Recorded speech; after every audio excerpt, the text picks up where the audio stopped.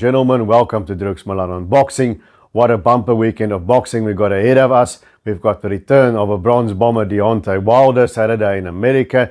Sunday we've got the Dlamini against George Kambosos Jr. World Lightweight Championship rematch. We've also got the female doubleheader in London. That is, of course, the fight for all the middleweight marbles. Clarissa Shields against Savannah Marshall, with a fight for almost all the junior lightweight marbles. Alicia Baumgartner and Michaela Mayer also on that card. I've reviewed the female bouts before it was cancelled due to the Queen's death, and you can find them elsewhere on the channel. Devin Haney and George Kambosos Jr. I'm not going to spend much time on. I think it's a given. Devin Haney is just a better boxer. I don't see what much George Kambosos can do. Maybe it'll be a bit closer this time, but I don't think he's got the stuff to beat Devin Haney. And the fight that's really interesting to us as South Africans, of course, is our own Lerato Lights Out Dlamini, who will be fighting at the Olympia in Liverpool against the local hero James Jazza Dickens over 12 rounds. The IBO featherweight world title will be on the line. Whether or not you recognize it as a world title is up to you, but that's incidental. That doesn't really matter. It is a step-up fight for Dlamini. He's been chomping at the bit for a long time.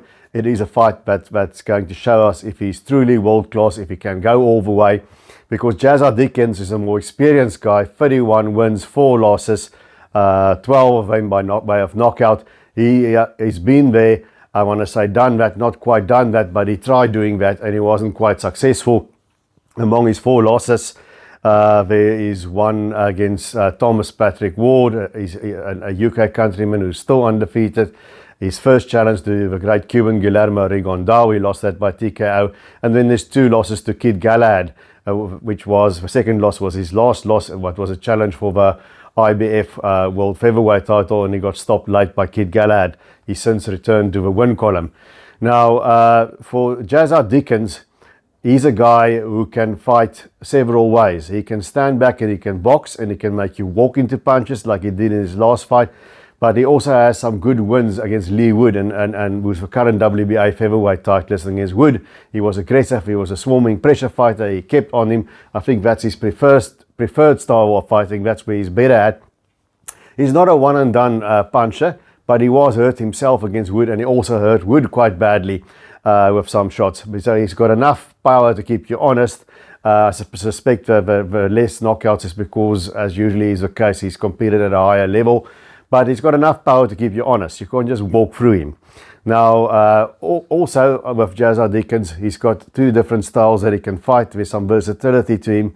He's not necessarily the quickest guy. He's not necessarily the strongest guy.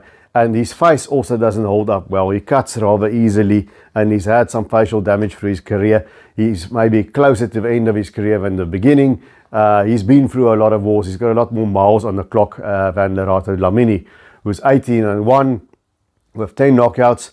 And Dlamini has been somebody carrying on here in the shadows in South Africa and slowly building a name for himself.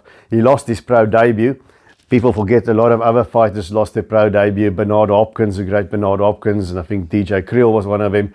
And he used it as a learning experience, and from then he went from strength to strength.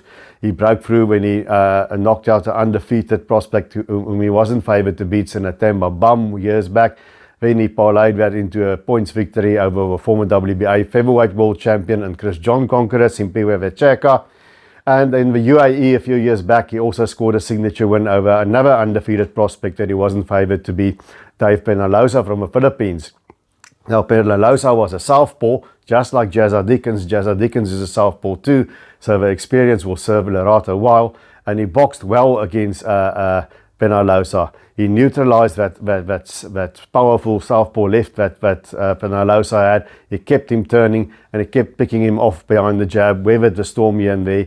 And he countered him with a straight right and scored 2 knockdowns and ran away decisive points winner in that fight. So I think that experience will serve him well. What I did see in the Penalosa when Lerato missed, he was off balance quite a lot. He missed quite widely. And Penalosa didn't capitalize with a well-placed counter shot on those because he's a momentum kind of fighter. He either builds a momentum, else he forgets to see the openings in the smaller openings that present themselves. But Jazza Dickens is not like that.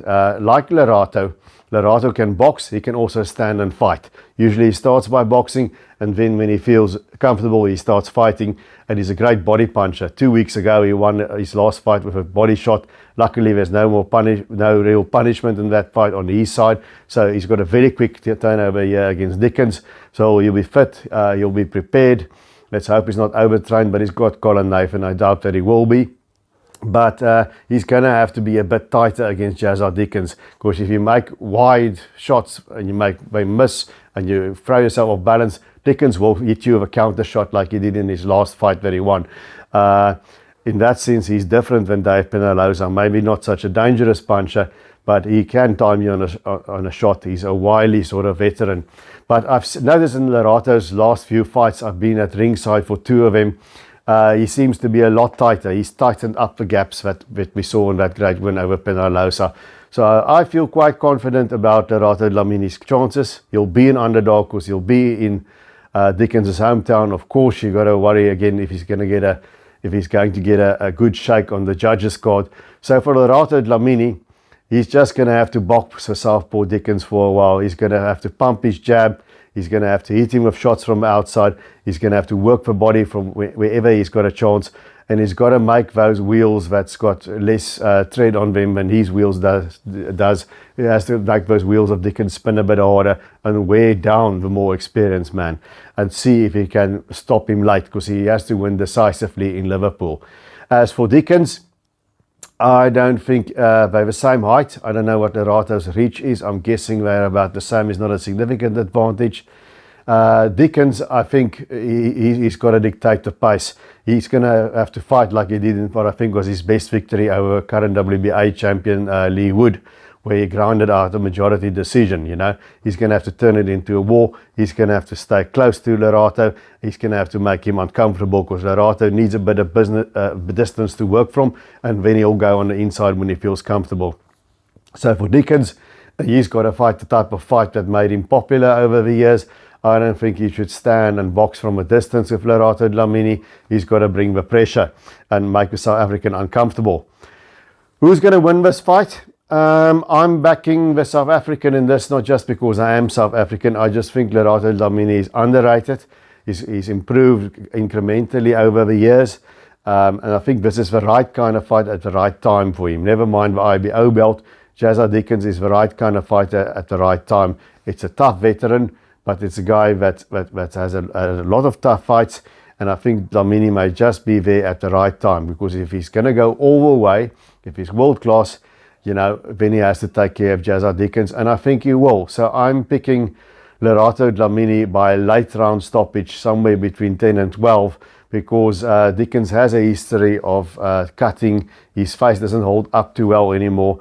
So I'm going with Lerato by cut-induced stoppage late in the fight, and to announce his arrival on the world scene by beating Jazza Dickens. But we'll see. That's why they fight the fights. Dickens is going to have his home crowd behind him. He's going to throw everything at Lerato Dlamini. He's going to try his utmost to win, because it's the kind of fighter he is. That's why he's popular. So let's see what happens. But I think it will be a good fight for as long as it lasts. So until we see each other again, remember to keep those hands up.